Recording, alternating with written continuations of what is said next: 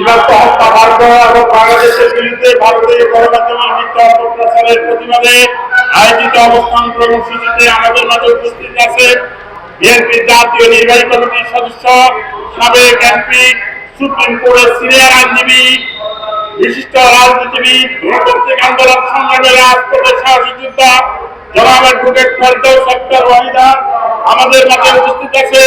ঢাকা মহানগর উত্তর বিএনপি বিপ্লবী সাবেক সভাপতি, বাংলাদেশ জাতীয়তাবাদী যুবদল বৃহত্তর মিরপুর থানার সাবেক সভাপতি, মিরপুর পল্লবীর গণমানুষের নেতা, মোল্লা পরিবারের ঐতিহ্য জনাব আলতাফুদ্দিন মোল্লা আমাদের মাঝে উপস্থিত আছেন।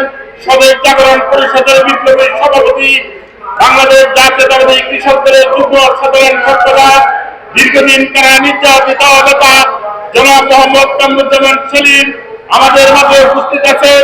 সুশীল কোরআনের সম্মানিত সেক্রেটারি এসএম শহীদুল্লাহ, জাতীয় গণতান্ত্রিক পার্টির ক্যাফার বিপ্লবী যুগ্ম সাধারণ সম্পাদক আসাদুর রহমান কানাসার সহ বিভিন্ন পর্যায়ের নেতৃবৃন্দ, সবাইকে আমি আমার আন্তরিক প্রীতি এবং শুভেচ্ছা জানাই। আপনারা আজকের এই প্রোগ্রামকে সফল করার জন্য যে সার্বিকভাবে সবাই যে সহযোগিতা করেছেন তার জন্য আপনাদেরকে কৃতজ্ঞতা জানাই।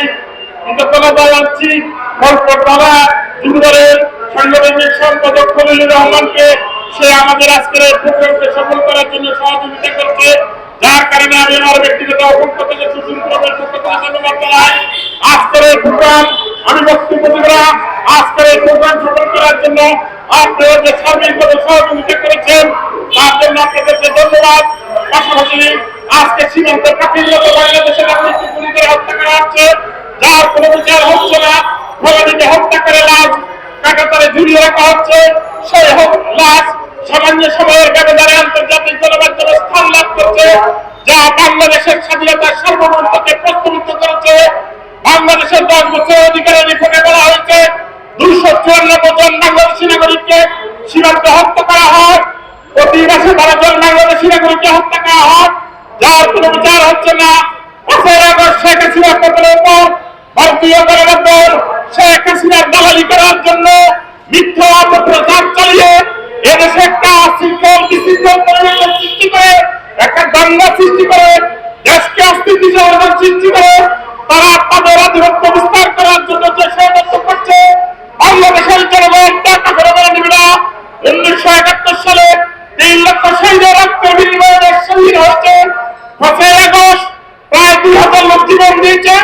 প্রয়োজনে বাংলাদেশের স্বাধীনতা রক্ষার জন্য লক্ষ লক্ষ জনতা জীবন দিবে, তারপর আমরা আমাদের দেশের স্বাধীনতার সার্বভৌমত্বকে বিসর্জন হতে দেব না।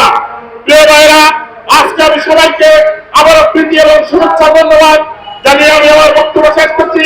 খুদা হাফেজ। বাংলাদেশ জিন্দাবাদ, সুশীল কুমার জিন্দাবাদ।